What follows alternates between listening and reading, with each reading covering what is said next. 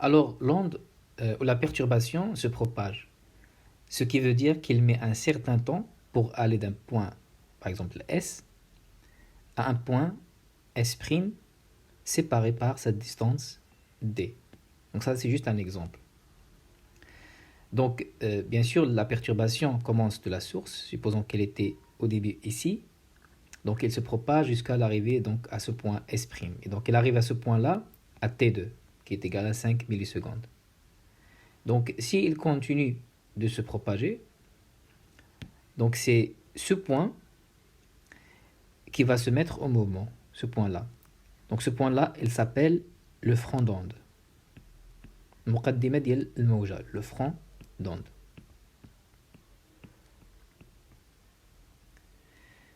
Donc, ici, donc, bien sûr, puisque l'onde elle se propage de ce point S vers le point S', ça veut dire qu'il a une vitesse. Et dans le cas des ondes, on parle de célérité. Donc, on utilise le mot célérité au lieu de vitesse car il n'y a pas de transport de matière, par opposition donc, à un corps matériel massif.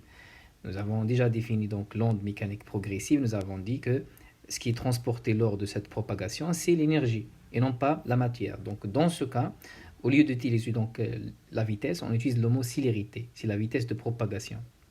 Donc, la célérité d'une onde, c'est la valeur de sa vitesse de propagation. Autrement dit, c'est le rapport entre la distance de propagation, donc c'est cette distance de propagation, et la durée delta t pour parcourir cette distance. Autrement dit, c'est la distance parcourue, donc le symbole c'est V, petit v, donc c'est la distance parcourue par la perturbation, par l'onde, divisée par la durée nécessaire pour parcourir cette distance. Donc pour les unités, donc, comme d'habitude, la vitesse est toujours en mètres par seconde dans le système international.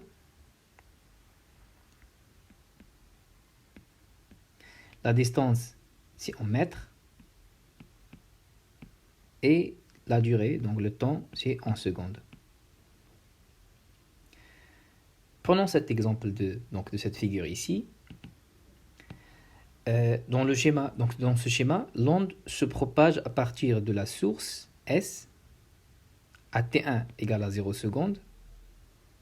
Elle arrive au point S' à T2 égale à 5 millisecondes. Et supposons par exemple que le petit carré ici représente 5 mm de distance. Ça veut dire que la distance entre S et S', c'est 5, 10, 15, 20, 25, 30. Donc c'est 30 millimètres entre S et S'.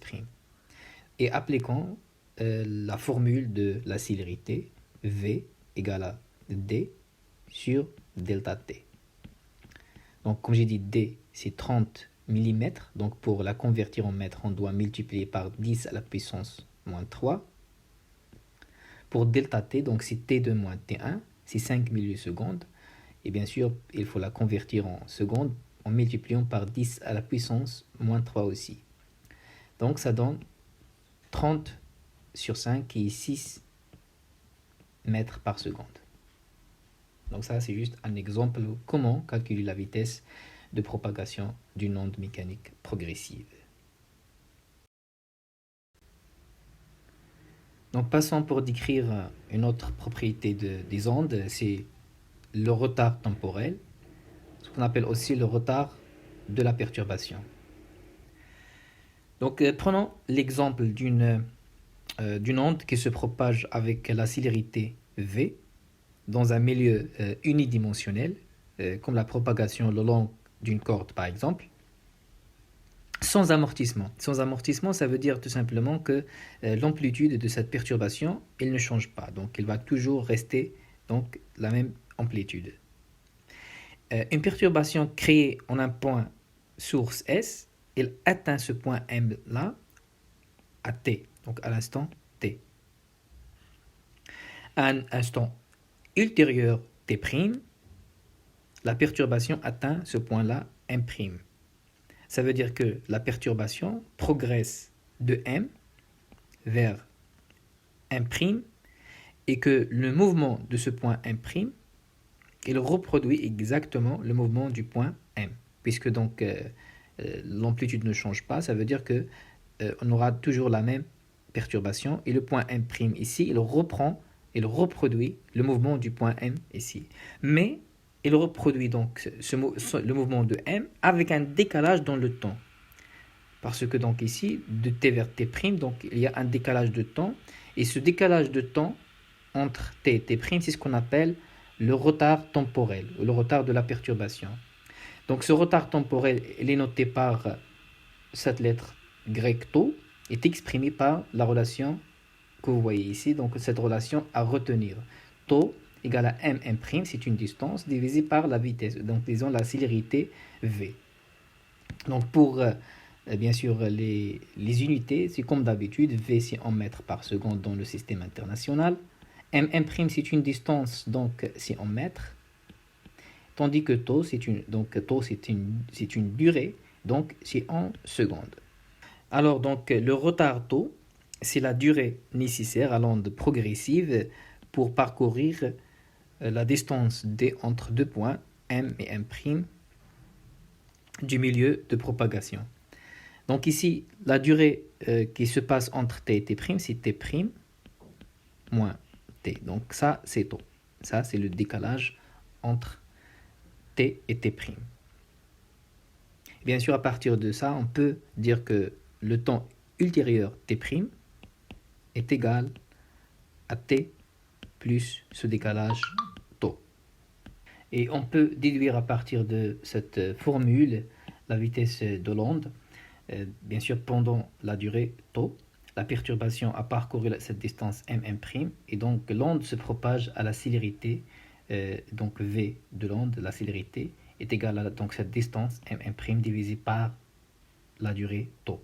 Donc la seule différence ici, c'est que on calcule, si on veut calculer donc, la célérité pendant ce décalage temporel, donc c'est cette formule-là, donc dans le cas général, c'est cette formule-là. Passons maintenant pour décrire cette notion d'élongation, ou ce qu'on appelle aussi l'écart par rapport au repos. Donc on repère un point d'une onde, on repère, ça veut dire on détermine la position de ce point-là en utilisant une grandeur qui s'appelle élongation.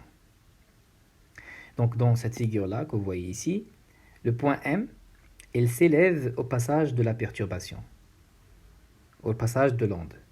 Il s'élève donc d'une distance donnée par l'ordonnée ym qui représente l'élongation.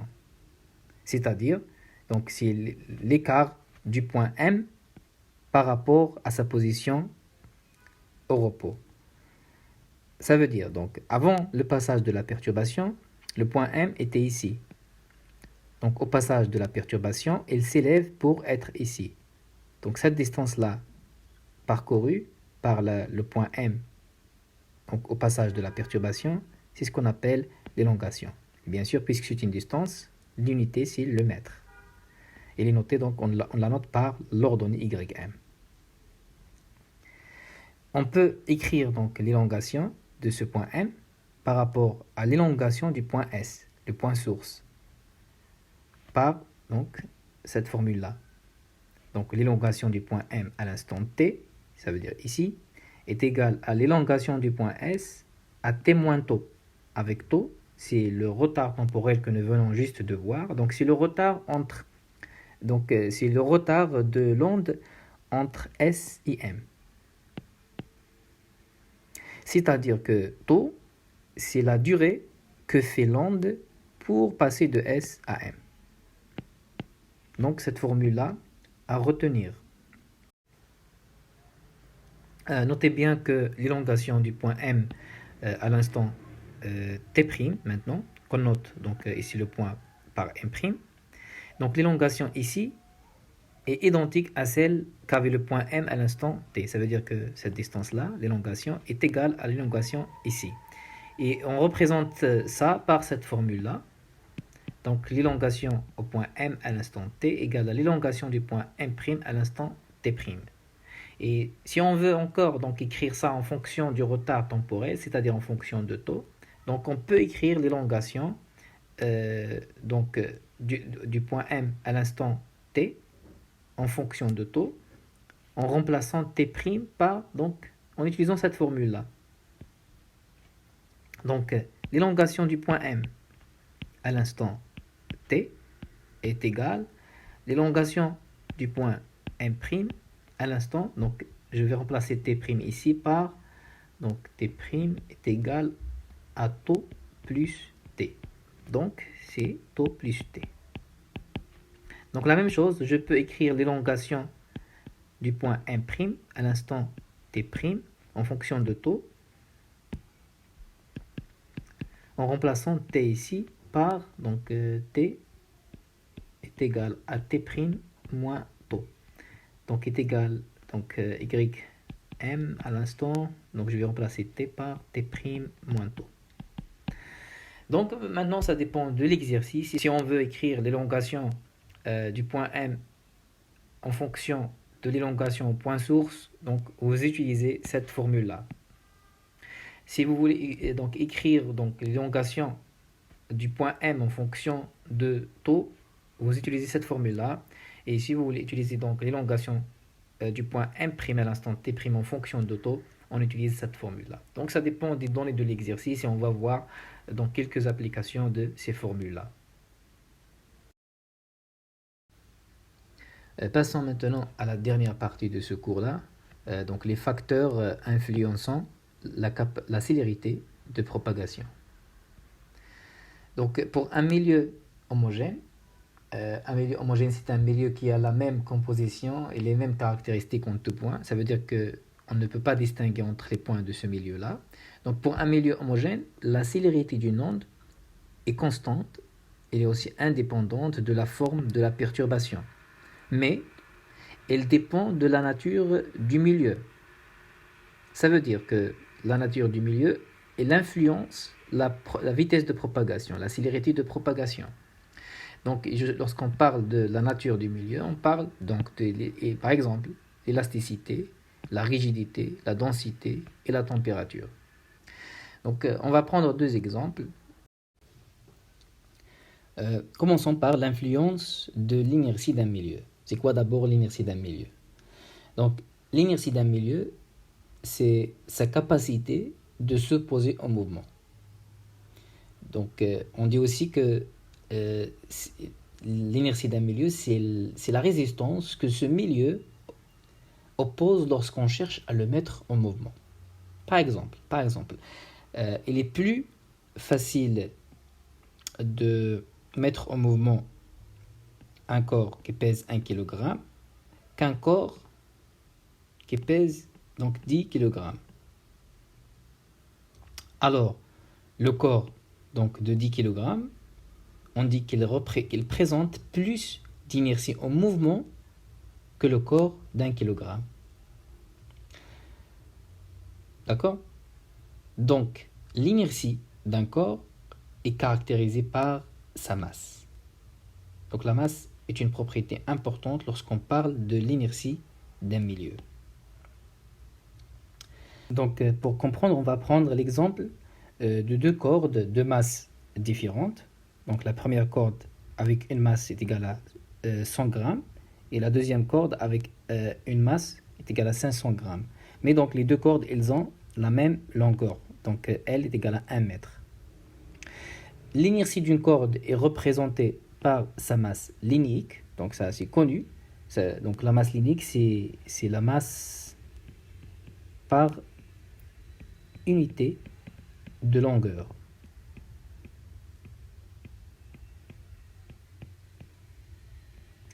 Donc, par exemple, on va prendre donc la première corde.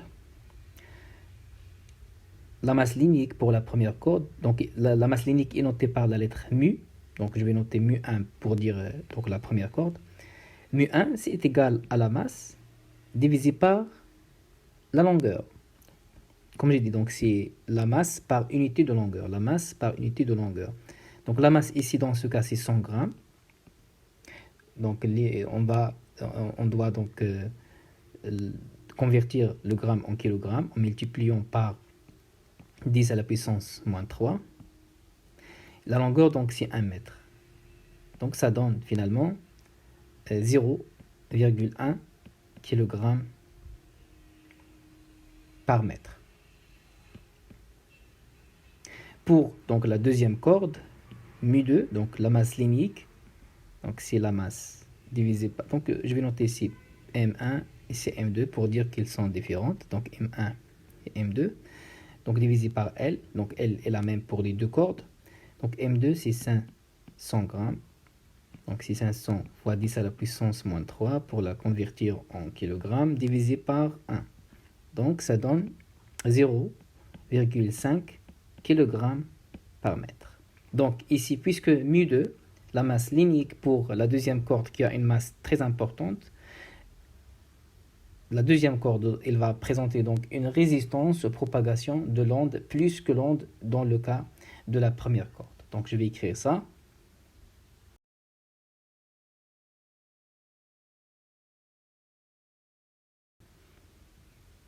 Donc, puisque la deuxième corde va présenter une résistance aux propagations de l'onde plus que l'onde dans le cas de la première corde, ça veut dire que la vitesse dans la deuxième corde, la vitesse de propagation de l'onde, ça veut dire la célérité, donc elle doit être plus faible dans la deuxième corde que dans la première corde.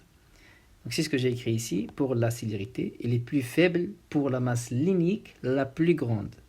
C'est-à-dire, elle est plus faible dans la deuxième corde que dans la première corde. Donc, pour résumer, on conclut que plus la masse linéique augmente, la célérité diminue. Donc ici, la masse linéique est grande, et donc la vitesse ici, dans ce cas, est plus faible que dans le premier cas.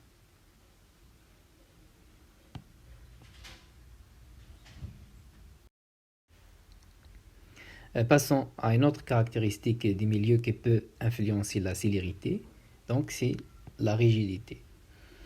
La rigidité d'un corps est sa capacité de s'opposer à la déformation. Donc, c'est sa résistance à la déformation.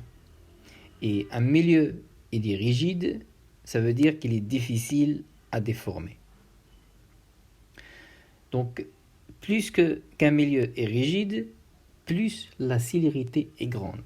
Ça, c'est quelque chose à retenir. Plus le milieu est rigide, plus la célérité est grande. Par exemple, le son a une célérité V est égale à 340 mètres par seconde dans l'air.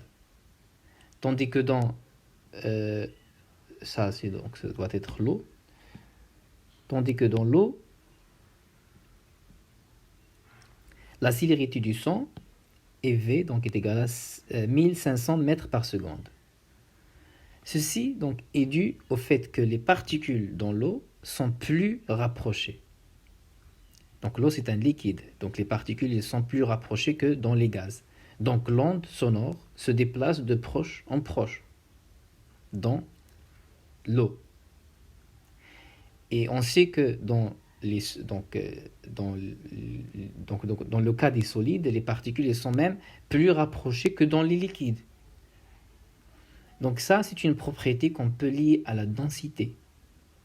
La densité des particules dans les solides est plus grande que la densité des particules dans les liquides et la densité des liquides, des particules dans les liquides est plus grande que la densité dans les gaz. Et donc, pour l'onde sonore, la célérité augmente avec la densité du milieu de propagation.